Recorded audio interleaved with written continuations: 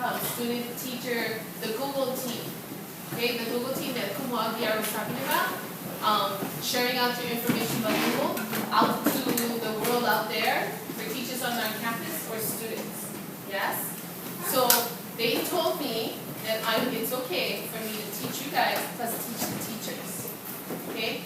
Welcome to our Google class. We're going to concentrate on our anchor standard. Anchor standard for today is ELA R3. Okay, R stands for the read. And the standard is analyze how and why individual events or ideas develop and interact over the course of text. So this is what we as teachers were talking about in the class. So this is you as students. This is what we're supposed to be helping you to learn. So let's read if you can. I can tell and why events or ideas develop and interact over the course of text. So hopefully as teachers we got that this is for the students. Okay? I can tell how and why events or ideas develop and interact over the course of text. So the course of text that I do have is called the giant wheel. Did we just talk about it this morning? Yes. So we're going to take that event of the giant wheel and the ideas that was developed from the giant wheel, and we're going to interact over the course of that text. So during that course of text, we went through several different things, yeah? Part of that things were, what are the maps that we could use in our classroom to teach text, to teach writing, to teach ideas coming back to our brains? What can we do for our students as teachers? If you guys are teachers also, what could we do? Go ahead. Bubble map. Tree map? Tree map. Flow map? Good, flow map. I'm assuming that you guys use it in your classroom? Yes. Okay. Double bubble map. Double bubble map. So some of these maps that we're using is to help us organize our what? Brain. Our thoughts, right? Our thinking. And help us to put the thinking in order so that our students can be a little bit more what? Organized. Yeah? So you want to be able to help the students get to that point of being able to share the information of the events that they're learning, and also the ideas that's developed from the text. So, what was the story about again? Yes. About animals adaptations. Really? The giant wheel.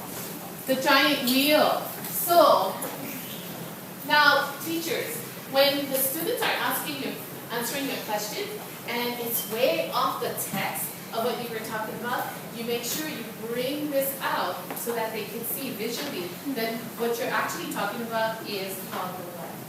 Giant wheel. Giant wheel. Alright, so as you learned this morning, we're going to take that information and we're going to drive it into a Google form. Okay, so as teachers, we can create little quizzes or little information that we've learned for our students. Sometimes our students learn differently, yeah? So, teachers, how about we do this? How about we take this information that we learned this morning and we create a short quiz? Do you want to try that? Yeah. Okay, Yes. that's what we're going to be learning. Because part of it too, when we pointed out to the targets that we also have in our Common Core, part of the standard is I can interpret and use information from charts, graphs, diagrams, timelines, animation, or other internet presentation to understand nonfiction. Okay, so this is a reading standard, and we come back to the anchor standard, and you're taking that information, understanding the data and the charts, and putting it this way, where you take the events and the ideas that were developed in this book and putting it into Google Forms. You want to try? Yes?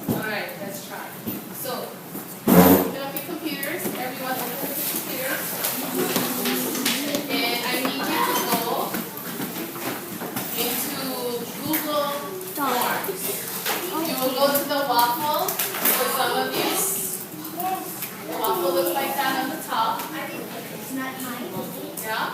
And you click on that and you should bring your choices down to the word that says form. It says forms and it is a purple icon. I Purple found it. icon. Click on your waffle. Is it in the show more time? It's saying this. It's 3 boxes. Waffle. Okay, go into it. And do you see in your drive? We went into your drive and did you see there's a purple plus sign? Okay. Oh, yeah. We don't want you to go there yet because I want you to see something else. Okay, you see that? The purple cross plus sign? Alright, click on it. Go ahead and click on it. What does it say underneath? What does it say underneath? Underneath looks so awful. And then go click on more. It's Click on more. And you will see. Yeah. Do we press take towards Alright, all I want you to do is see the form. Do you see the form, teachers? No. I see it right here. Good job. Okay, click on the form. Click on the form. Yes. Is this form have a purple background? Yes, it does have a purple background. Okay. So I'm in the right place if it says untitled form? Yes, you're in the right place. This is untitled form. Good question. Alright. Being that we do have some student teachers in the classroom, if you don't mind, I'm going to go target you to sit down, please. As teachers here are also listening to the lesson. 5, 4, 3, 2, and 1. If you have a Google form that is purple, absolutely good. Correct. Some of you have a pink color and that's fine. If it says untitled form, you're in the right place. Okay, so now what I want you to do, since you know what the Google form is, I want you to go into your Google Classroom. Leave that window open, go into your Google Classroom. Do we get no things when it says yes. Words? Do we go into reading or? Reading. Go into your reading because the standard is what? In what? Reading. So go into your Google Classroom in reading. Mr. Brown, if you don't mind, teachers are still here and they're trying to learn too. So if you don't mind sitting down. Thank you. Now, if you click on the reading, Google Classroom, if you find the one that says giant wheel, you found it? Yes. Teachers, you guys found it? Yes? So? Alright, so we are going to take a short quiz. We talked about the story, right? The text, right? So now when you have a text, teachers, you can take the text and make a short quiz out of it. You don't have to always type just words. You can add pictures to it. Any questions so far? No? I'm excited. You're excited? Great. Because I usually put words in there. Yeah? So pictures too would be really awesome. It will be really awesome. Okay, so are you ready to go? Alright, so if you click, yes. If you click on the quiz, alright, okay, if you click on the quiz, there are a couple questions for you. This is what I want you to try to create. Your questions can also have pictures. So all I want you to do is scroll through it first. Don't do the quiz, just scroll through it. Okay? And if you have any questions, because you have to create this. So how do we create this? How do we create this? Okay? The All zipper. right, so let's go to the first. On the top that says great giant wheel. You have to give it a title. So Kumu Ayoso gave it a title, giant wheel. I also added a part where you put your name in it. Yeah? So teachers, we need to remember we have the title, we have the name, and the date. Okay? Now go to question number 1. Type it, go ahead and type in your name and date. You're going to take the I short can't quiz type with in me. the date.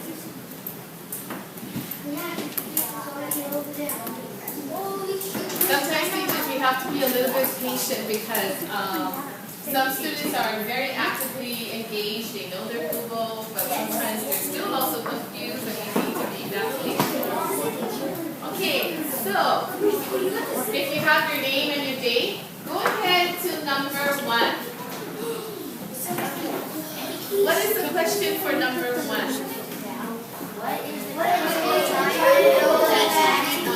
What happens when you press the Okay, answer? so what is the giant wheel that Auntie Casey read about? So notice that there's several pictures, right? Hold on. No, I know teacher, you guys get so excited. Hold on. Yes, cool, ER. So wait, there's like an arrow there. What do I do? You click on pick your answer. Excuse me? Okay, hold on, we have many people talking at the same time. Okay, so come on, can you ask the question again? There's like an arrow over there on the right hand side and it says choose. What do I do with that? With the arrow, I'm trying to look for it. Oh, it's a drop box. Very good question. You click on it and There are several areas of how to make questions. So Kumu Ayoso chose the drop-down menu. So if you click on that arrow, then you have all of these choices. If you chose on the arrow area, if you chose short answer, like your name and date, you have to type it in, right?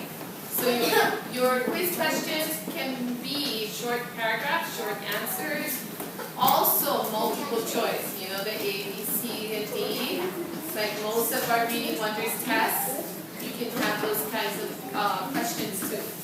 Okay, so, but this is done so that you, as teachers, can teach the students how to create their own assessments.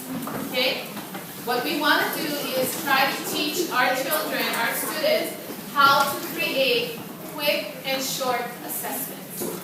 They may do it through pictures, also through words, typing it out, and have many different ways of using what kind of method are they going to have a quiz on. Okay, so let's go ahead and try. What is the giant wheel that Auntie Casey read about? So did you choose your answer? You need to click on choose. Alright, next go to question number 2. What is question number 2 say? Who created the Ferris wheel? Did you guys get it, teachers? Did the teachers get it too? Hold on. I was confused. I thought it was George Falcon.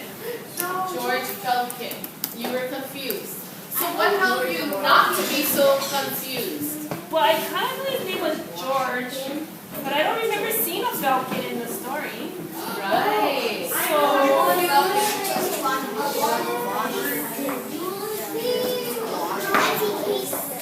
Okay. Alright, I like that. So if you were looking at those questions, the answer is George Falcon.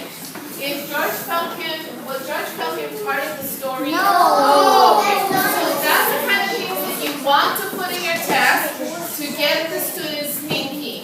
Okay, very short clips on that. Okay, go on to number 3.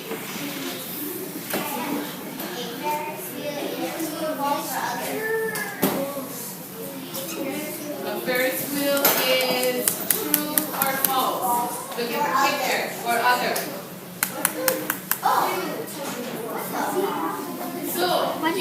word other?